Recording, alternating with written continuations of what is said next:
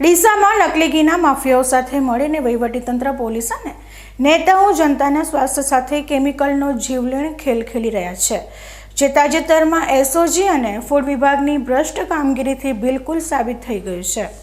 અરે સાહેબ, કાયદો તો કાગળ પર રહી ગયો અને ડીસાની બજારોમાં શુદ્ધતાના નામે ખુલ્લેઆમ મોતનું વેચાણ શરૂ થઈ ગયું છે। આ કોઈ સામાન્ય ભેળસેળ નથી, આ તો વહીવટીતંત્ર, ખાખી વર્દી અને રાજકીય આકાઓના આશીર્વાદથી ચાલતું સંગઠિત પાપ છે। સંયમ, જયમૂલ, સંસાર હોય કે જયવર્ધન, પરિવાર, હેલ્થ, ગોરસ અને હાસ્ય, આ બધી બ્રાન્ડ્સ કાઉ ઘી અને બફેલો ઘીના રૂપાળા લેબલ લગાવીને લોકોના ઘરોમાં ધીમું ઝેર પીરસી રહી છે। નવાઈની વાત તો એ છે કે જ્યારે એસઓજી કે પોલીસ આ નકલી ઘી ઝડપે છે ત્યારે અસલી ગુનેગારો, આ ફેક્ટરીઓના માલિકો તો પડદા પાછળ આરામથી બેઠા હોય છે અને બલીનો બકરો બનાવીને માત્ર નિર્દોષ ડ્રાઈવરો પર ગુનો દાખલ કરીને આખો એ મામલો રફેદફે કરી નાખવામાં આવે છે। સામાન્ય જનતા પર નાની નાની બાબતોમાં કડકાઈ દર્શાવતું તંત્ર લોકોના જીવ સાથે રમાતા આ ગંદા ખેલ સામે આંખ આડા કાન કરીને બેઠું છે। આ એસી ચેમ્બરોમાં બેસતા ભ્રષ્ટ અધિકારીઓ એટલા આંધળા થઈ ગયા છે કે તેમને એ પણ ભાન નથી કે આ જ કેમિકલવાળું ઘી કદાચ તેમના પોતાના માસૂમ સંતાનો પણ આરોગી રહ્યા હશે। આ નકલી ઘી તૈયાર કરવા માટે જે ડાલડા ઘી વાપરવામાં આવે છે તે વિકસિત દેશોમાં ક્યારનું પ્રતિબંધિત છે, કારણ કે તે ધમનીઓને બ્લોક કરીને સીધું હાર્ટ એટેકને આમંત્રણ આપે છે। તેના પર પામ તેલ અને આટલું ઓછું હોય તેમ ઔદ્યોગિક ગ્રેડના એસેન્સ અને ઝેરી કલરો ભેળવીને આ મિશ્રણ તૈયાર કરાય છે। હવે જુઓ ફૂડ વિભાગની અસલી જાદુગરી। કાયદામાં બે જોગવાઈ છે, એક સબ સ્ટેન્ડર્ડ જેમાં માત્ર મામૂલી દંડ ભરીને છૂટી જવાય અને બીજી અનસેફ જેમાં સીધી જેલ ભેગા થવું પડે।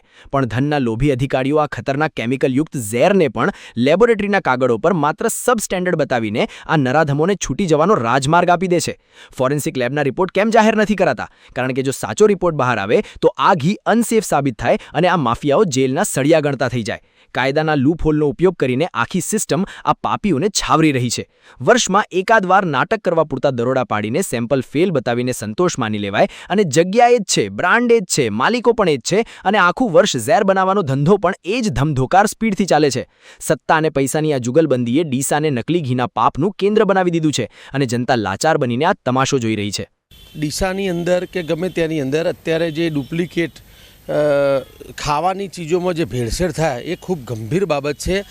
એક આ ખાવાની ચીજોમાં ભેળસેળ થવાનું મોટું કારણ કે આ વેપારીઓ કેમ કોઈને ગાંઠતા નથી, હું તમને કારણ કહું કે આપણા કાયદાની જે કરુણતા ગણો, કાયદાની અંદર એ બાબતમાં કોઈ મોટો દંડ કંઈ જોગવાઈ નથી। આપણે તમને એક સામાન્ય દાખલો આપું, ડીસાની અંદર નદી છે, તમે જો એક ટન રેતી ચોરી જાઓ કે ટ્રેક્ટર ભરીને કામે એક ટન રેતી તમે લાવો તો 15,000 રૂપિયા દંડ, વળી તમને પર્યાવરણનો દંડ, પર્યાવરણ તમે નુકસાન કર્યું એવો દંડ કરશે।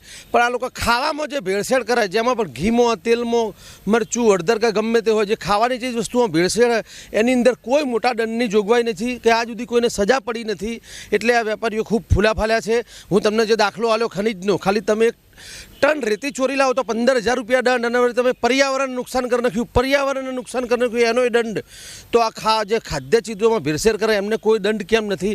તો અધિકારીઓ આ બધું જાણે છે, નેતાઓ જાણે છે, તો ખરેખર કાયદામાં સુધારો કરી એની અંદર મોટા દંડ થાય તો જ આ અટકશે। આપણે બહારના દેશોમાં જોઈએ કે એના કાયદા ખૂબ કડક હોય, એટલે આ જે ખાદ્ય ચીજોમાં ભેળસેળ થાય એ ખરેખર અટકશે। નહીંતર હજી પણ મોટા અત્યારે જે દરરોજ નવા રોગો આવી જાય, નવા રોગો આવે જે ખરેખર ખાવાના કારણે જ થાય છે। એટલે ખરેખર જો હજી કાયદામાં સુધારો નહીં થાય તો હજી આ ભેળસેળ અટકવાની નથી। તંત્રના આ પાપી આશીર્વાદ અને નેતા પોલીસની ગુનાહિત ચૂપકીદીએ જ આ નરાધમોને જનતાના લોહીના તરસિયા બનાવ્યા છે। વર્ષમાં એકાદ વાર કાગળ પર દરોડાનું નાટક કરીને પોતાની પીઠ થપથપાવતું ફૂડ વિભાગ અને વાહનો પકડીને વહીવટ કરી લેતી પોલીસ આ મોતની ફેક્ટરીઓના ભાગીદાર જ ગણાય। કાયદાની આંખમાં ધૂળ નાખીને કાગળિયા સબ સ્ટેન્ડર્ડ બતાવીને જેલની સજામાંથી માફિયાઓને બચાવતી આ ભ્રષ્ટ સિસ્ટમ સામે હવે જો જનતા જાગૃત થઈને બંડ નહીં પોકારે તો આ નરાધમો આપણી આવનારી પેઢીઓને કેમિકલના આંધળા કૂવામાં ધકેલી દેશે એ નક્કી છે।